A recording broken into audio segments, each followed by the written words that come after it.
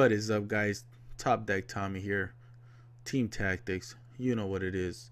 Once again, giving you a rundown on Kashtira tearlaments after the anticipated release of HYPERNOVA. So this is my take on the deck build with tearlaments Kashtira. Yes, I know. Everyone's tired of Kashtira. I'm sorry. Everyone's tired of tearlaments. Throw it in the trash. But I'll be quite honest with you. Maybe tearlaments Kashtira was supposed to be a thing. I don't know. Who knows? Let's get right into it. So I'm not gonna get started talking about all these tearlaments cards again, guys, because everyone knows exactly what all of those cards do, and I'm not here to bore you. So I'm just gonna jump right into the Kashtira part.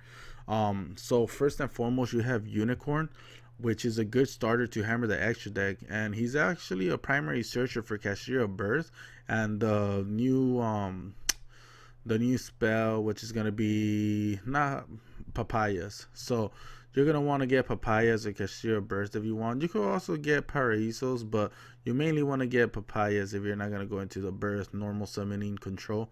So that's the starter, right? So Fenrir, guys. Fenrir used to be our starter. Fenrir was got us Unicorn, and then Unicorn would get us the birth, make our place. But by default, he was just meant for utility.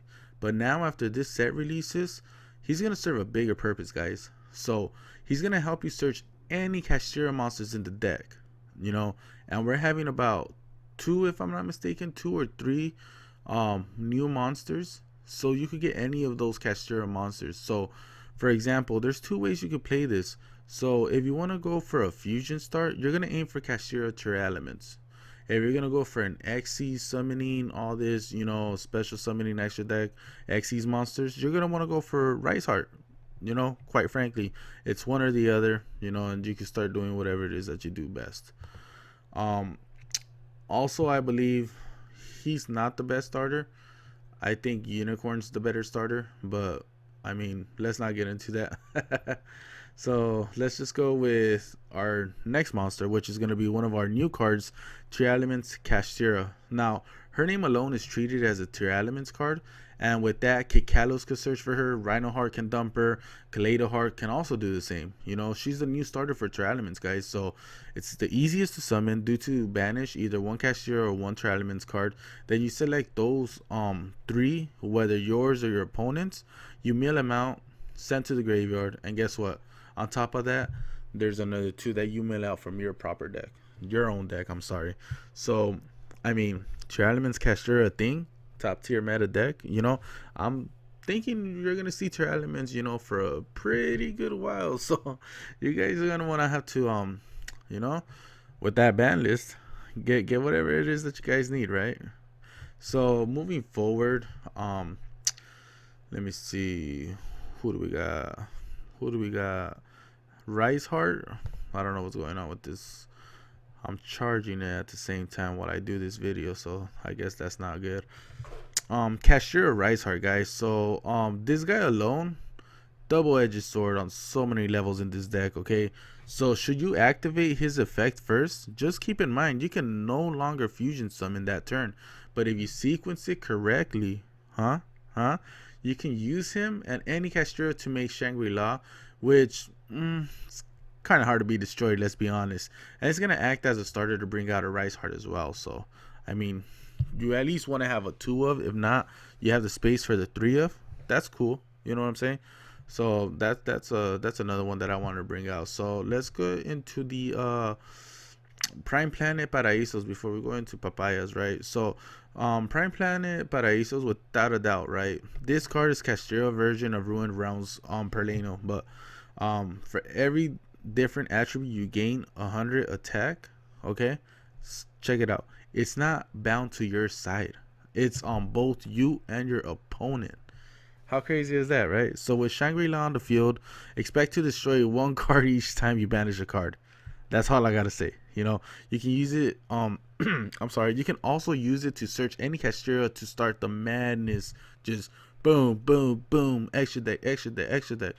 Your opponent's gonna have a hard time with that. You know what I'm saying? So I think that alone is broken. Okay. And lastly, let's get into Kashtira papayas. So this magic spell basically recycles your Kashtira cards that is banished by a Rise Heart. Okay, so not only does it serve as a free summon for a different attribute, I mean it acts as a permanent material for a Rise Heart effect spam. So it's not a once per turn if you think about it. So you know, that's right, guys. So Shangri-La, guys.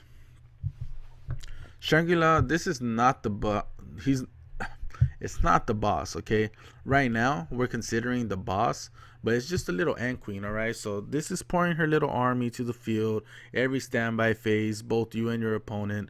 The biggest catch is it's indestructible. As long as it has a material or as long as its effect is not negated, you can't out it. That's all I gotta say, okay?